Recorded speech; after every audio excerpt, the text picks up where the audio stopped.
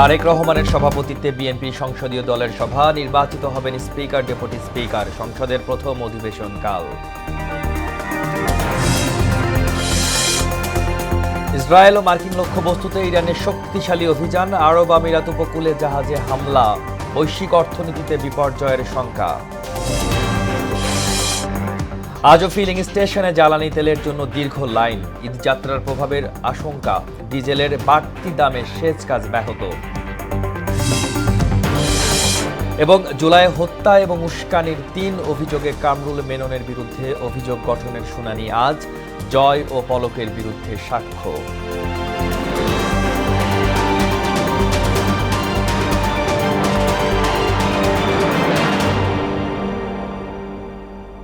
আসসালামু আলাইকুম, স্বাগত মোহনা সংবাদে। এতক্ষণ শুনছিলেন শিরোনাম, আর পুরো সংবাদের সঙ্গে আছি আমি আসাদুজ্জামান। প্রধানমন্ত্রী তারেক রহমানের সভাপতিত্বে বিএনপির সংসদীয় দলের সভা চলছে। বেলা ১১টার পর হওয়া এই বৈঠকে যোগ দেন সরকার, দলীয় সংসদ সদস্যরা। সভা থেকে স্পিকার ও ডেপুটি স্পিকার নির্বাচিত করা হবে। এদিকে কাল শুরু হচ্ছে ত্রয়োদশ জাতীয় সংসদের প্রথম অধিবেশন। সকাল ১১টায় রাজধানীর শেরেবাংলা নগরে সংসদ ভবনের কক্ষে এই অধিবেশন বসবে। রাষ্ট্রপতি মোহাম্মদ শাহাবুদ্দিন সংবিধানের ৭২ অনুচ্ছেদের ১ দফায় প্রদত্ত ক্ষমতা বলে এই অধিবেশনের আহ্বান করেন। এ বিষয়ে আরও জানাতে জাতীয় সংসদ ভবন থেকে যুক্ত হচ্ছেন সহকর্মী মফিউর রহমান। মফিউর, বিএনপির সংসদীয় দলের সভার সর্বশেষ অবস্থা আমাদেরকে জানাবেন।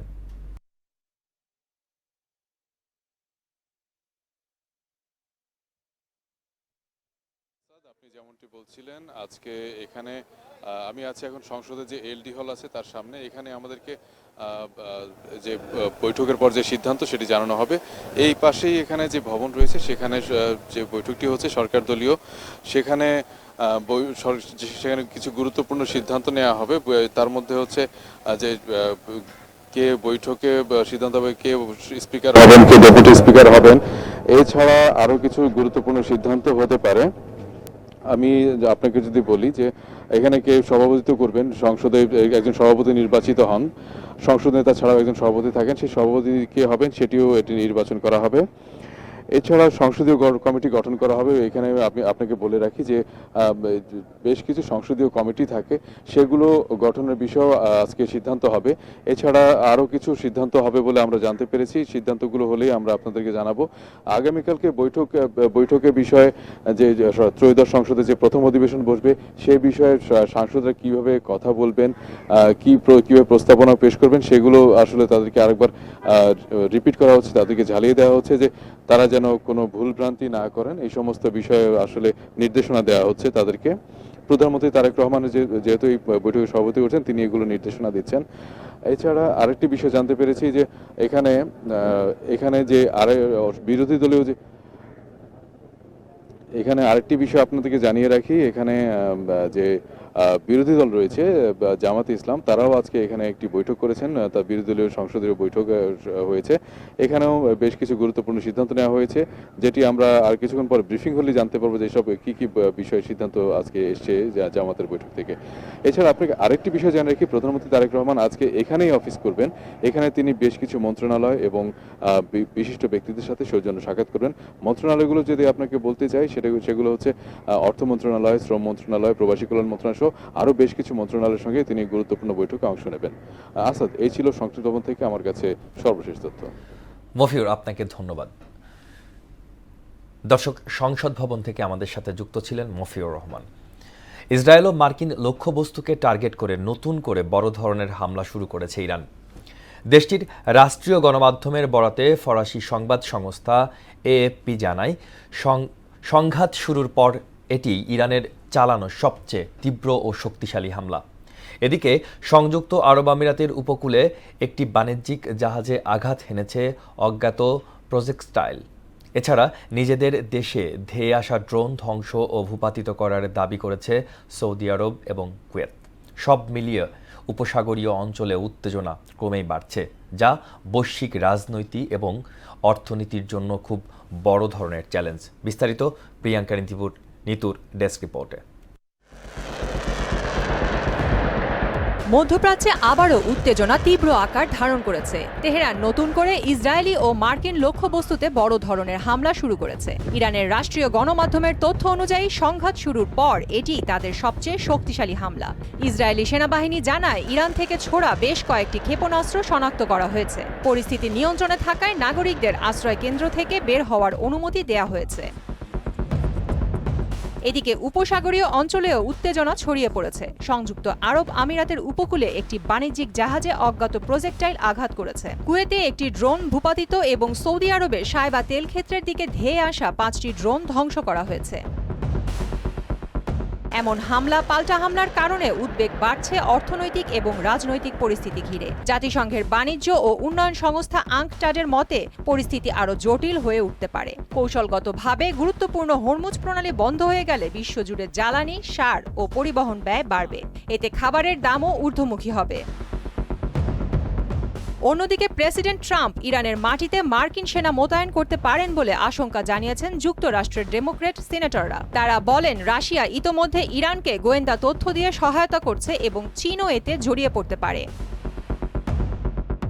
সব মিলিয়ে মধ্যপ্রাচ্যের পরিস্থিতি ক্রমেই জটিল হয়ে উঠছে এবং বিশ্বজুড়ে এর অর্থনৈতিক ও নিরাপত্তাজনিত প্রভাব পড়ার আশঙ্কা তৈরি হয়েছে। প্রিয়াঙ্কা নিতু, মোহনা সংবাদ। রাজধানীর ফিলিং স্টেশনগুলোতে জ্বালানি তেলের জন্য আজও দীর্ঘ লাইন। সরবরাহ ঘাটতির কারণে এখনও স্বাভাবিক কার্যক্রম শুরু করতে পারেনি কয়েকটি পাম্প। তেল নিতে দীর্ঘ সময় অপেক্ষা করতে হচ্ছে মোটরসাইকেল সহ অন্য পরিবহনের চালকদের। কেউ ফজরের নামাজ শেষে, কেউ বা সেহরি খেয়ে এসে দাঁড়িয়েছেন লাইনে। পাম্পের কর্মীরা বলছেন কিছুটা স্বাভাবিক হতে শুরু করেছে তেলের মজুদ, তবে সরকার নির্ধারিত পরিমাণের মতোই সরবরাহ করা হচ্ছে গ্রাহকদের। এদিকে ঈদযাত্রার আগে দেশ জুড়ে শুরু হওয়া জ্বালানি তেলের সংকট পরিবহনের বাড়তি ভাড়া এবং ভোগান্তির আশঙ্কাকে আরও উস্কে দিয়েছে। তেলের সরবরাহ ঘাটতি এবং দাম বাড়ার অজুহাত দেখিয়ে অনেক পরিবহন মালিক শ্রমিকরা ইতিমধ্যে অগ্রিম টিকিট বিক্রি বন্ধ করে দিয়েছেন।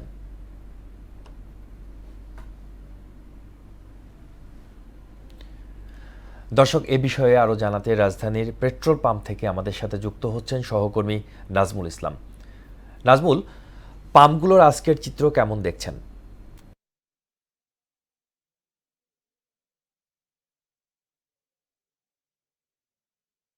জি আসাদ, আমি এই মুহূর্তে রয়েছি মিরপুরের একটি পেট্রোল পাম্পে। আপনি জানেন যে মধ্যপ্রাচ্যের যে চলমান যুদ্ধ, সেই চলমান যুদ্ধের ফলে যে বাংলাদেশে যে জ্বালানি তেলের সংকট দেখা দিয়েছে, সেই সংকট কিন্তু দিন দিন তীব্র আকার ধারণ করছে। আমার পেছনে যদি একটু আপনাদেরকে দেখাই যে দীর্ঘ যে যানবাহনের লাইন, এই লাইন কিন্তু দীর্ঘ 1 কিলোমিটার জুড়ে এই লাইনের সৃষ্টি হয়েছে এবং মানুষজন ঘন্টার পর ঘন্টা অপেক্ষা করছেন এই পাম্পটিতে। কিন্তু এখন পর্যন্ত কোনো ধরনের জ্বালানি তেল কিন্তু পাম্প কর্তৃপক্ষ সরবরাহ করছে না। অনেকের সাথে আমি কথা বলেছি, মোটরসাইকেল চালক এবং যে যানবাহনের যে চালক যারা রয়েছে তাদের সাথে কথা বলেছি। তারা আমাকে যেমনটি জানিয়েছে, অনেকেই সেই ভোর সকালে কিন্তু লাইনে দাঁড়িয়েছে, অনেকে সেহেরি খেয়েই লাইনে দাঁড়িয়েছে যাতে আগে ভাগে জ্বালানি তেল নিতে পারে। কিন্তু এখানে ঘন্টার পর ঘন্টা অপেক্ষা করার পরও কোনো ধরনের জ্বালানি তেল তারা কিন্তু পাম্প থেকে পাচ্ছে না। আমরা পাম্প মালিক যারা রয়েছে তাদের সাথে কথা বলেছিলাম। তারা আমাদেরকে যেমনটি জানিয়েছে যে আসলে তীব্র যে জ্বালানি তেলের সংকট, এই তীব্র জ্বালানি তেলের সংকটের মধ্যে তারা যতটুকু তেল সরবরাহ করতে পেরেছে সেটুকু কিন্তু গত রাত্রেই শেষ হয়ে গেছে, যে কারণে সকাল থেকে কিন্তু পাম্পটি বন্ধ করে রাখা হয়েছে। যদিও প্রচুর পরিমাণে যে যানবাহনের চাপ সেটি রয়েছে এবং তারা আরও বলেছে যে তাদের যে তেলের যে লরি রয়েছে সেই লরি তারা ডিপোতে পাঠিয়েছে তেল আনার জন্য। সেই লরি কখন নাগাদ আসবে এবং কখন নাগাদ তেল দেওয়া শুরু হবে সেটি কিন্তু নিশ্চিতভাবে বলা যাচ্ছে না। তবে যে মানুষের যে ভোগান্তি সেটা দেখতেই পাচ্ছেন যে দিনকে দিন আসলে বেড়ে চলছে এবং ঘন্টার পর ঘন্টা তারা এখানে অপেক্ষা করছে। আমরা কিছু মানুষজনের সাথে কথা বলতে চাই যারা তেল নিতে এসেছে। আমরা একটু কথা বলতে চাই। এখানে কতক্ষণ যাবত আপনি দাঁড়িয়ে? আমি সকাল 9টায় এসি। সকাল 9টায় আসার পরে শুনলাম যে 12টায় তেল দিবে। এরপরে বলছে যে তেলের গাড়ি না আসা পর্যন্ত তেল আমরা দিতে পারছি না। কখন তেল আসে আমরা গাড়ি আসে আমরা তো বলতে পারতেছি না, আমরা অপেক্ষা করতেছি। কারণ তেল ছাড়া তো আমরা ধরুন যাইতেও পারতেছি না। এমন অবস্থা আছে গাড়িতে কোনো তেল নেই, কারণ গাড়ি আমার বন্ধ, এখন তেল ছাড়া আমি যাইতে পারতেছি না। আসাদ, আপনি শুনছিলেন যে আসলে এখানে যারা অপেক্ষমান রয়েছে তারা কিন্তু সেই দীর্ঘক্ষণ যাবতই কিন্তু তারা অপেক্ষা করছে এবং তাদের যে একটা যে ভোগান্তি সেই ভোগান্তি কিন্তু তাদের পোহাতে হচ্ছে। তারপরও আসলে কখন নাগাদ তারা তেল পাবে সেটা কিন্তু আসলে নিশ্চিতভাবে বলা যাচ্ছে না, যদিও এখন পর্যন্ত কোনো ধরনের তেল এখানে এই যে পাম্পটি রয়েছে এখানে সরবরাহ করা হয়নি। তো আসাদ, এই ছিল আমার কাছে জ্বালানি তেলের যে সংকট সেই সংকটের সর্বশেষ খবর। নাজমুল, আপনাকে ধন্যবাদ। রাজধানীর পেট্রোল পাম্প থেকে আমাদের সাথে যুক্ত ছিলেন সহকর্মী নাজমুল ইসলাম। মধ্যপ্রাচ্যে চলমান যুদ্ধে আন্তর্জাতিক বাজারে জ্বালানি তেলের সরবরাহ ও দামে অস্থিরতা দেখা দেয় কক্সবাজারের টেকনাফ সীমান্ত দিয়ে মিয়ানমারে জ্বালানি তেল পাচারের আশঙ্কা দেখা দিয়েছে। এই প্রেক্ষাপটে নাফ নদী ও স্থলপথে নজরদারি জোরদার করেছে বর্ডার গার্ড বাংলাদেশ বিজিবি। পাশাপাশি সীমান্তবর্তী চেকপোস্টগুলোতে তল্লাশি বাড়ানো হয়েছে।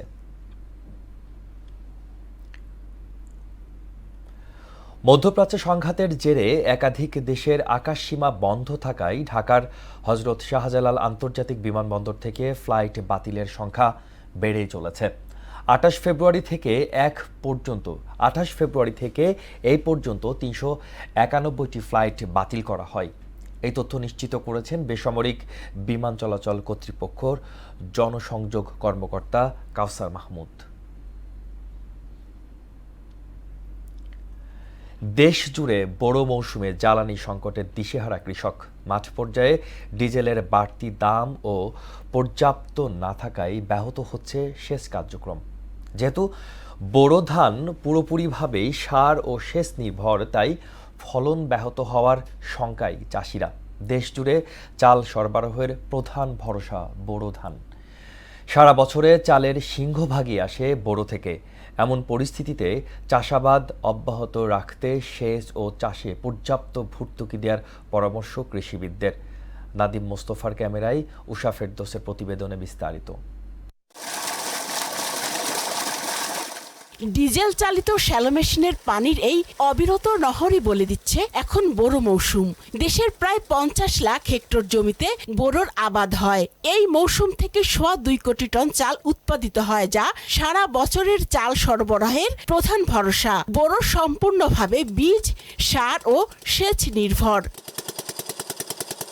তবে মাঠ পর্যায়ে মৌসুমের সেচের গুরুত্বপূর্ণ সময়ে ডিজেল সংকটের দুশ্চিন্তায় পড়েছেন প্রান্তিক কৃষকরা। স্থানীয় বাজারে চাহিদা মতো ডিজেল না পাওয়ায় সময় মতো জমিতে পানি দেয়া নিয়ে বিপাকে পড়েছেন তারা। পানি না দেওয়ালে ধান বনে দেবো, সোজা কথা। কারেন্টে যা চলতেছে তাই দেওয়া যেতেছে, যদি পানি না থাকে তার ধান তো নষ্ট আসবে। সেলো মেশিন ব্যবহার করি, তো সেই মেশিনেও আমরা ডিজেল ব্যবহার করি। তো ডিজেলের ক্ষেত্রে আমরা পাম্পে এখন পর্যন্ত ওই রকম তেল পাচ্ছি না। 24 ঘন্টায় পানি দিলে, এই যে পানি ছাড়ছি কালকে রাইতে ছাড়ছি, রাইতে 7টার সময়, এই যে ওখানেও বদ্ধ করিনি। ডিজেলের দাম বাড়ায় সেচ খরচ বেড়েছে বিঘা প্রতি প্রায় 2000 টাকা। আবার বাড়তি দামেও মিলছে না অনেক সময়। আর ধানের জমিতে নিয়মিত পানি দিতে না পারলে ভালো ফলন পাওয়া যাবে না বলেও শঙ্কার কথা জানালেন চাষিরা। 5 লিটার সেখানে দিতেছে 2 লিটার বা 3 লিটারের বেশি দিতেছে না, এই জন্য আমরা পানি দিতে পারতেছি না। এরই জমি শুকিয়ে যাইতেছে, ফাড়া ধরছে, বিরাট সমস্যা দিতেছে। আমরা তো 105 টাকা করে কিনতাম কেজি, এখন তো 20 টাকা করে, তাও পাওয়া যায় কিনা? পাওয়া যাবে না, মানে কম গেলে 2 কেজি 3 কেজি এরকমই দেয়, তাও দাম বেশি, 20 টাকা 25 টাকা লিটার। পর্যাপ্ত ভর্তুকি না দিলে তীব্র সেচ সংকটের মুখে বোরো চাষে লক্ষ্যমাত্রা হাতছাড়া হতে পারে বলেও মনে করছেন কৃষি গবেষকরা। সরকারের উচিত হচ্ছে প্রথমে ভাবা যে কৃষকের ন্যায্য মূল্যটা কেমন করে এনশিওর করব। ন্যায্য মূল্য খেয়াল করে দেখেন, দিন দিন ইনপুট কস্ট বাড়ছে। সেই সব জায়গাগুলোতে যদি আমরা সাবসিডি দিতে পারি, স্পেশালি যেমন হচ্ছে সারের সাবসিডি দিতে পারি, পাশাপাশি হচ্ছে ইলেকট্রিসিটি, আমরা যে ডিজেল পেট্রোল এগুলো বলি, যেন ইরিগেশনটা সহজে কম দামে তারা দিতে পারে এবং বিক্রি হওয়ার পরে যেন ন্যায্য দামটা সে পায়, সেটা দিকে যদি নজর রাখে তাহলে কিন্তু কৃষকরা আগ্রহী হবে। বোরো আবাদে লক্ষ্যমাত্রা অর্জনে ফসল রক্ষায় বিভিন্ন স্থানে গভীর নলকূপের মাধ্যমে সেচ দেওয়ার চেষ্টা করছেন কৃষকরা। দেশের চালের একটি বড় অংশের যোগান আসে বোরো ধান থেকে, অথচ এই বোরো চাষের মৌসুমেই পর্যাপ্ত জ্বালানির অভাবে সেচ সংকটে দিশেহারা কৃষক, আর সেই সঙ্গে পর্যাপ্ত সার না পাওয়ার অভিযোগ তো আছেই। এমন পরিস্থিতিতে মাঠ পর্যায়ে বোরো ধান চাষ অব্যাহত রাখতে সরকারি সহযোগিতা চাচ্ছেন চাষিরা। উষা ফেরদৌস, মোহনা সংবাদ, ধামরাই। জুলাই গণ অভ্যুত্থানে হত্যা, উস্কানি সহ 3 অভিযোগে আওয়ামী লীগ নেতা কামরুল ইসলাম ও ওয়ার্কার্স পার্টির সভাপতি রাশেদ খান মেননের বিরুদ্ধে অভিযোগ গঠনের বিষয়ে আসামি পক্ষের শুনানি আজ। বিচারপতি গোলাম মর্তুজা মজুমদারের নেতৃত্বাধীন আন্তর্জাতিক অপরাধ ট্রাইব্যুনালের একে হবে এই বিচারিক কার্যক্রম। পরে একই ট্রাইব্যুনালে আন্দোলনকালে ইন্টারনেট বন্ধ করে হত্যার নির্দেশ সহ 3 অভিযোগে হাসিনা পুত্র জয় ও সাবেক আইসিটি প্রতিমন্ত্রী জুনায়েদ আহমেদ পলকের বিরুদ্ধে সাক্ষ্য রয়েছে। পাশাপাশি সাক্ষ্য গ্রহণ হবে রামপুরায় 28 জনকে হত্যা মামলায় বিজিবি কর্মকর্তা রেদওয়ানুল ইসলাম সহ 4 জনের বিরুদ্ধে করা মামলায়।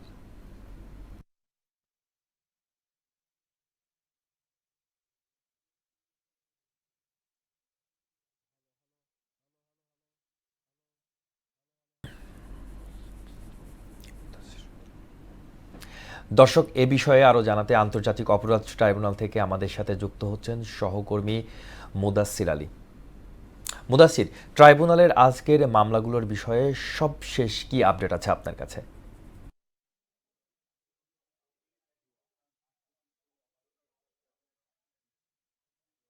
জি আসাদ, আজকে কিন্তু আন্তর্জাতিক অপরাধ ট্রাইব্যুনাল 1-এ কিন্তু যে জুলাই আগস্টে মেনন ও কামরুলের বিরুদ্ধে যে মানবতা বিরোধী অপরাধ মামলা, সে মামলার কিন্তু অভিযোগ গঠনের বিষয়ে আসামি পক্ষের কিন্তু শুনানি ছিল। তো সেই শুনানি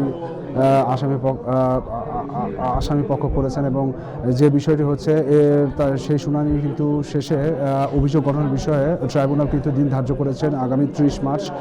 যে বিষয়টি হচ্ছে যে এই মামলায় কিন্তু যে আসামি পক্ষ যেটি বলতে চেয়েছিলেন সেটি হচ্ছে যে 14 দলের যে তৎকালীন সময় যে মিটিং হয়েছিল সেখানে কিন্তু তারা কারফিউ বিষয়ের কিন্তু কথা বলেছিল, কিন্তু কোনো শুট অ্যান্ড সাইটের কথা কিন্তু বলেনি। যেখানে প্রসিকিউশন যে অভিযোগটি এনেছিল সেটি হচ্ছে শুট অ্যান্ড সাইটের বিষয়ে, কিন্তু কামরুল আর মেনন একটি ব্যাপার ছিল, তাদের সাথে যোগসূত্র ছিল। সেই বিষয়টি কিন্তু তারা বলেছেন যে না, শুট অ্যান্ড সাইটের কোনো বিষয়টি ছিল না, শুধুমাত্র কারফিউ বিষয়ের একটা বিষয় ছিল এবং সেখানে যে শুধুমাত্র মেনন আর কামরুলই ছিল তা না, এবং এর পাশাপাশি কিন্তু আরও অনেকেই ছিল। তো বিষয়টি হচ্ছে যে একতরফাভাবে যে মেনন আর কামরুলকে যে বলছে শুট অ্যান্ড সাইট, সেটি ঠিক নয়। যদিও এই বিষয়ে ট্রাইব্যুনাল শুনেছেন এবং পরবর্তীতে কিন্তু এই যে দিন ধার্য করেছেন 30 মার্চ। এদিকে কিন্তু ট্রাইব্যুনাল 2-এ কিন্তু আজকে যে ওবায়দুল কাদের সহ 7 জনের বিরুদ্ধে কিন্তু সাক্ষ্য দিয়েছেন কিন্তু সিআইডি ডিজিটাল ফরেন্সিক ল্যাবের 2 উপপরিদর্শক। তারা হচ্ছেন শামীম ফকির ও ইউসুফ হায়দার। তাদেরকে কিন্তু একজনকে জেরা করা হয়েছে, শামীম ফকিরকে, এবং তাদের যে তদন্তের সময় যে তদন্ত কর্মকর্তা যেসব আলামত করেছেন, তারা আলামতগুলো যে পরীক্ষা নিরীক্ষা করেছেন তাদের সে বিষয়ে জেরা করা হয় এবং তারা সাক্ষীও দিয়েছেন। এদিকে কিন্তু যে একজন সাবেক প্রসিকিউটর যে টাকা চাওয়ার বিষয়টি, সেই বিষয়টি কিন্তু তদন্ত কমিটি গঠন হয়েছে যেমনটা জানা গিয়েছে, এবং সেই তদন্ত কমিটি কিন্তু এর মধ্যে কাজ শুরু করে দিয়েছে এবং অপর যে মামলাগুলো আছে ট্রাইব্যুনাল 1-এ সেগুলো কিন্তু কার্যক্রম চলছে, সে বিষয়ে কিন্তু পরবর্তীতে জানা যাবে। তো আসাদ, এই ছিল আপাতত আন্তর্জাতিক অপরাধ ট্রাইব্যুনাল থেকে পাওয়া আমার কাছে তথ্য। মুদাসসির, আপনাকে ধন্যবাদ। ঈদকে সামনে রেখে ব্যস্ত নরসিংদীর দর্জিপাড়া। নতুন পোশাকে তৈরি দম ফেলার সুযোগ নেই কারিগরদের।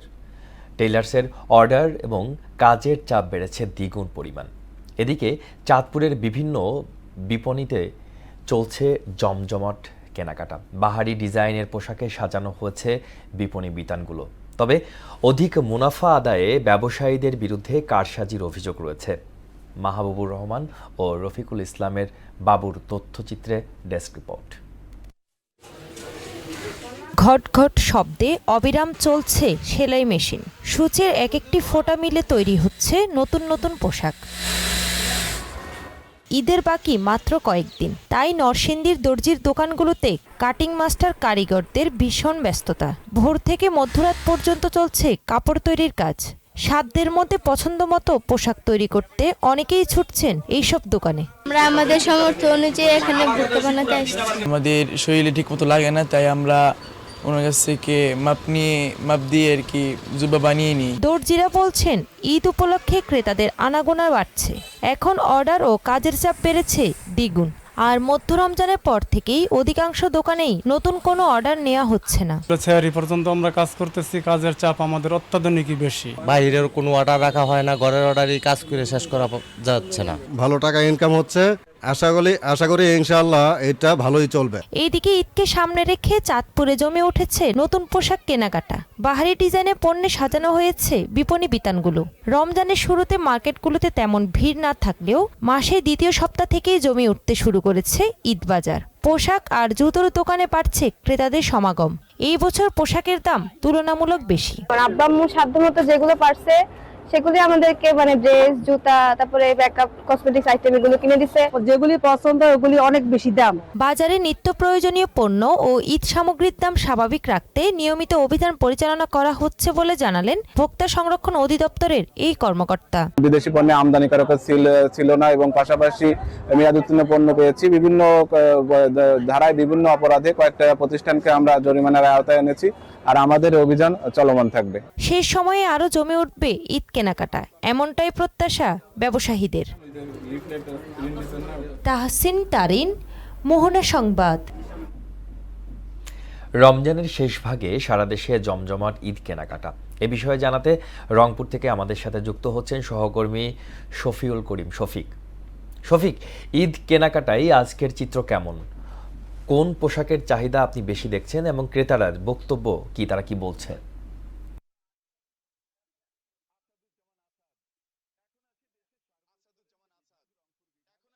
সর্বোত্তরের যে বিভাগ রংপুর বিভাগ, আর এই রংপুর বিভাগের যে ঐতিহ্যবাহী সুপার মার্কেট আছে, এই সুপার মার্কেটে যদি আপনাকে ক্রেতা এবং বিক্রেতার যদি ক্যামেরার চোখে তাদের দৃশ্য দেখাই, যে এখানে কিন্তু উপচে পড়া ভিড়।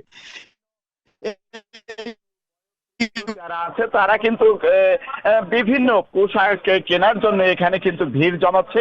এমনকি যদি আপনাকে দেখাই, এই রংপুরের যে সুপার মার্কেটে জুতি যে শাড়িঘর আছে, এই শাড়িঘরে ক্রেতারা যে বসবে, এই বসার জায়গাটুকু তেমন একটা নেই, উপচে পড়া ভিড়। আর এই উপচে পড়া ভিড়ে কিন্তু ক্রেতারা তাদের নন্দিত পোশাক কেনার জন্য এখানে আসছে। এখানে একজন ক্রেতা আছে, তার কাছে আমরা জানবো এখানে কেন আসছেন। সামনে ঈদ উল ফিতর উপলক্ষে আমার পরিবার শাড়িঘর তেমন একটা নেই, উপচে পড়া ভিড় কেনার জন্য এখানে আসছে। এখানে একজন সামনে ঈদ উল ফিতর উপলক্ষে এই মার্কেটে এই দোকানটা কেনাকাটা করতে পারে আমি খুব খুশি। এখানে সবকিছু সুলভ মূল্যে পাওয়া যায়। ধন্যবাদ। পাশেই আর একজন বিক্রেতা আছে, আমরা তার কাছে জানবো যে এবছর কি কি পোশাক বেশি এবং সবগুলো গজ কাপড় ধরতেছে 2,500 বহর, 3,000 বহর, মোটামুটি অনেক কাস্টমার এই মার্কেটে। রংপুরে যেহেতু বৃহত্তম মার্কেট, তো এখানে অনেক কম মূল্যে বিক্রয় করা হচ্ছে।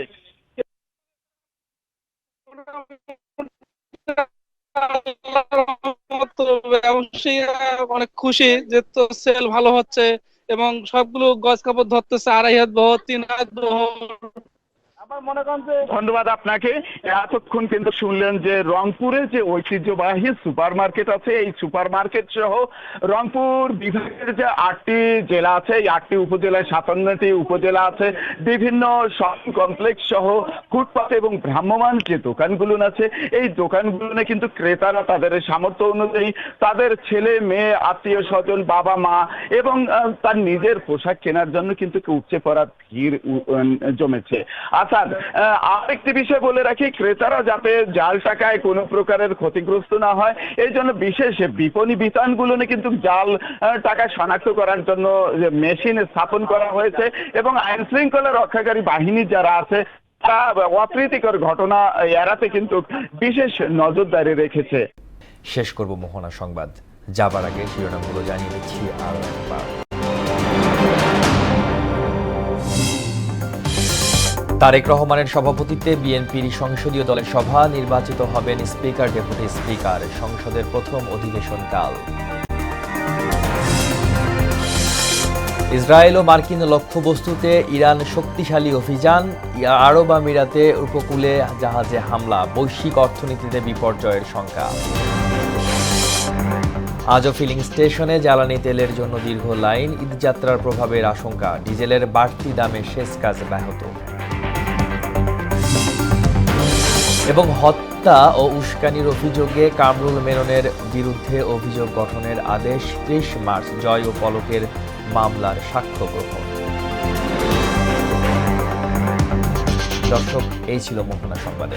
পরবর্তী সংবাদে বিকেল 5টায়। এর আগে বিকেল 3টায় দেখবেন সংবাদ এক নজরে। মোহনার সর্বশেষ সংবাদ জানতে ভিজিট করুন www.mohona.tv। সংবাদ দেখতে পারেন ফেসবুক, ইউটিউবেও। এতক্ষণ সঙ্গে থাকার জন্য ধন্যবাদ সবাইকে।